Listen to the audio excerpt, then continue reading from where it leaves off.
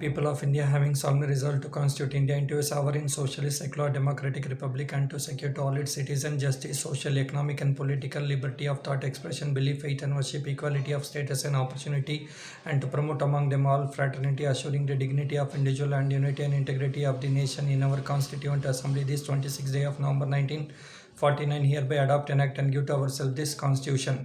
இந்திய அரசியலமைப்பினுடைய முன்னுரை முகவுரை பிரியாம்பிள் பகுதியை தான் நான் சொன்னேன். இதில் மிக தெளிவாக என்ன இருக்குது பார்த்தீங்கன்னா, டெமோக்ரஸி என்கிற வார்த்தை இருக்குது, ஜனநாயக நாடு.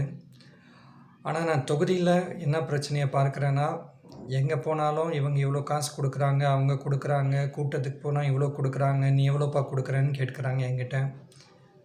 இது ஜனநாயக நாடா அல்லது பணநாயக நாடாங்கிறது எனக்கு உண்மையிலே ஒரு பெரிய கேள்விக்குறி வந்திருக்கு. இந்த மக்களும் கொஞ்சம் யோசிக்கணும். இவங்க கொடுக்கக்கூடிய காசு யாருடையது, எங்கேருந்து வந்துச்சு, யாருக்கிட்ட கொள்ளையடித்த காசு, எப்படி அவங்களால கொடுக்க முடியுதுன்னு கொஞ்சம் தயவுசெய்து திரும்ப கேள்வி கேளுங்க.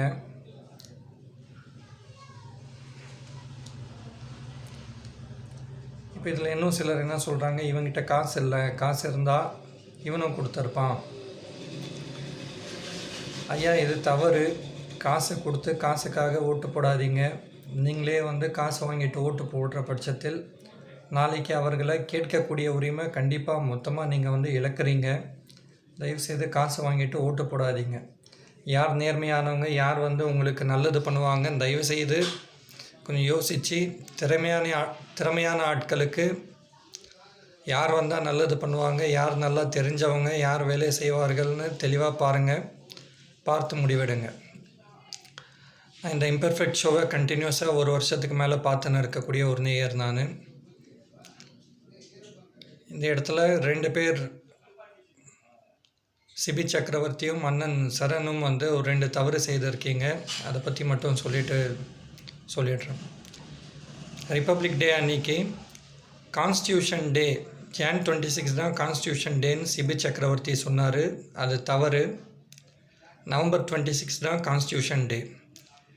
இன்னொரு முறை சரணன் என்ன பண்ணார், 370 ஆர்டிக்கலை ஜம்மு அண்ட் காஷ்மீரினுடைய சிறப்பு அந்தஸ்தை பற்றி பேசக்கூடிய அந்த 370 சட்ட திருத்தம் அப்படின்னாரு. 370 சட்ட திருத்தம்னாரு. அது தவறு. 370 ஆர்டிக்கல் 370 சொல்லலாம், அல்லது சட்டப்பிரிவு 370 சொல்லலாம், ஷரத் 370 சொல்லலாம். ஆர்டிக்கல் என்பது வேறு, சட்ட திருத்தம் வேறு. அது சட்ட திருத்தம் கிடையாது. என் பேர் சலாவுதீன். ஆம்பூர் இடைத்தேர்தலில் நிற்கிறேன். நான் உண்மையிலேயே உங்களுக்கு ஏதாவது நல்லது பண்ணுவேன் நம்பிக்கை இருந்தால் இந்த வீடியோவை ஃபஸ்ட்டு ஷேர் பண்ணுங்கள். வேறு எந்த உதவியும் எனக்கு தேவையில்லை. வீடியோ ஷேர் பண்ணுங்கள். நேர்மையாக ஓட்டு போடுங்க. காசு வாங்கிட்டு ஓட்டு போடாதீங்க. இந்தியாவை கொஞ்சமாவது திருத்த பாருங்கள். காசு வாங்கிட்டு உண்மையிலே நாட்டை பற்றி யோசிக்கும்போது எனக்கு வருத்தமாக இருக்குது. இந்த நாட்டை இப்படி மாற்றின இந்த அரசியல் கட்சிகள் மீது இன்னும் கோபம் வருது எனக்கு.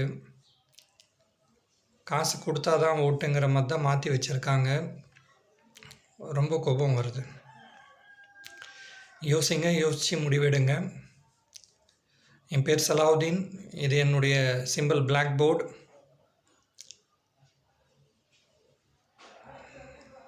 வேறு ஏதாவது உதவி செய்ய முடியும்னு நினச்சிங்கன்னா கால் பண்ணுங்கள். 7200096001. தயவுசெய்து காசா பணமாக எனக்கு எதுவும் வேண்டாம். முடிஞ்ச வீடியோவை ஷேர் பண்ணுங்கள். நன்றி.